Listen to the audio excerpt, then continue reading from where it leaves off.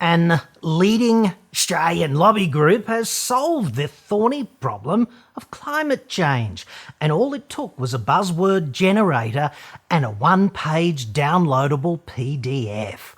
Oi, oi, oi. Details next.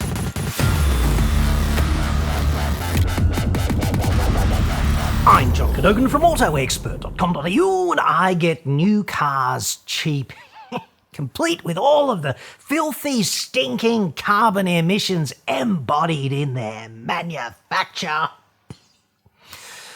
Which nobody really wants to acknowledge, let's face it, mainly because, facts so inconvenient. Website? Hard.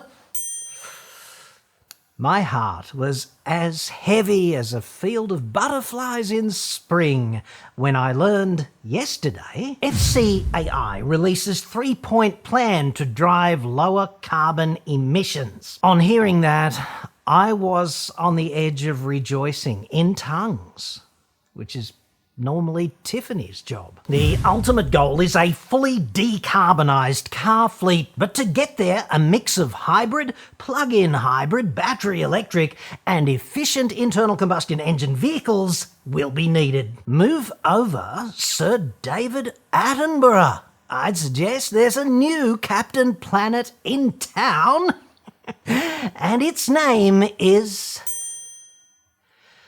you guessed it. T-Dub, Mr. Dub, the Dubster, Rubbity Dub-Dub, as he's most probably never known. The power of the buzzword, dude, decarbonised. Two stubbies of VB, thanks, mate. Decarb. Just doing our bit, rehydrating our way to a greener Australia. Let's just decarb the shit out of the vehicle fleet, shall we? Why did I not think of that? It would, of course, mean making future cars without steel or tyres or plastics. There's that. And we wouldn't be able to ship them from any factory to, Shitsville. But these are, of course, just details. To a man of vision, such as Rubbity Decarb, who is, of course, the CEO of the car industry's grubby little lobby group, which is also suspected of being a front for a Toyota PR laundering operation in Canberra. The most significant challenge facing our nation is climate change. As opposed to what, dude? Relations with China? Or, I don't know, knock-on effects of Mad Bad Vlad in Ukraine? Or inflation, cost of living, pandemic preparedness, defence, etc. According to a survey by the Lowy Institute in 2016, education was the #1 issue facing the nation. Go figure. Followed by health, domestic violence, the economy, terrorism and national security, dysfunctional politics, refugees and asylum seekers, and only then climate change in 8th spot, followed by immigration and China. I don't know, for the life of me, who suddenly made Rubbity the arbiter of Shitsvillian challenge hierarchy. Together with setting the emissions reduction target, the 3-point plan also calls for impediments to be replaced with incentives. Solid. I like it.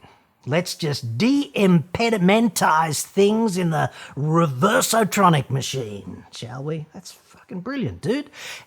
In with the CO2, out with the decarb. Yes, lateral thinking, there is no box, dude. Only at this point, I might respectfully suggest that this whole Rubbity decarb plan is starting to smell less like virtuous planet saving and more like a disingenuous bullshit pitch to get the new federal government to spend money only in ways which will increase the sale of new cars, mainly Toyotas. Surely he's not suggesting that the human race's salvation hinges on consuming even more cars, because, dude, I don't see how the road to getting CO2 under control is paved with even more consumption of everything. or anything. Pray tell, therefore, what exactly are these 3 magic bullets?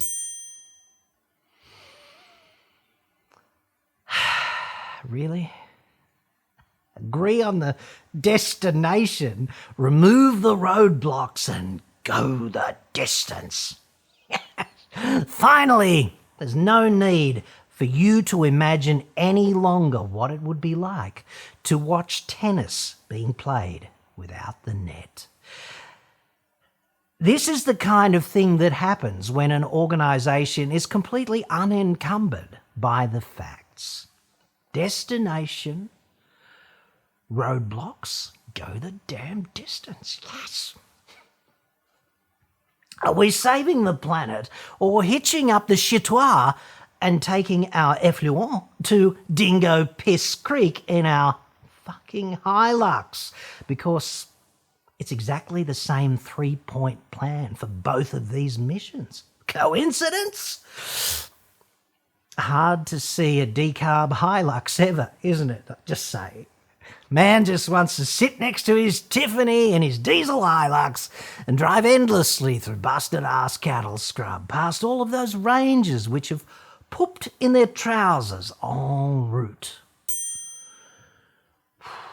That's Shat verified, by the way. I do love the Shat. Chicks want him, even today, and you want to be him. You can see why. You've just got something. There is an category of Australian who just wants to park his porter slum on the shore of the Golden Billabong, sit inside on the Brasco at the head of the dining table and take a dump with a beer in one hand and a spatula in the other, stir-frying, holding court with his Tiffany and her sister Raylene, and of course Muzz. And they say heaven's in the clouds, like... Pff. You know there's no suggestion of any decarb vehicle approaching production that could actually get a proper chitoir to the creek, nor be used daily by tradies, etc. Electric cars are just designed for people who live in Pleasantville, from their apartment in the inner city to their vital job as the senior VP of marketing for Polymer Dogshit Industries. 3 points, 9 sub-points. Vehicle emissions solved, dude, just like that. Feel free to pause and read, won't you? But allow me to take a cognitive load off right now, dude. The 9 points are: sell more new cars, sell more new cars, and sell even more new cars. Repeat. Times 3. But there is one bullshit statement there which gags for repudiation. Australia's vastness means more vehicles travel greater distances more often. One does hope that this next bit might help you if perhaps you are watching from overseas and planning an international trip, suffering from the delusion that Australia might be worth visiting. Allow me to assist.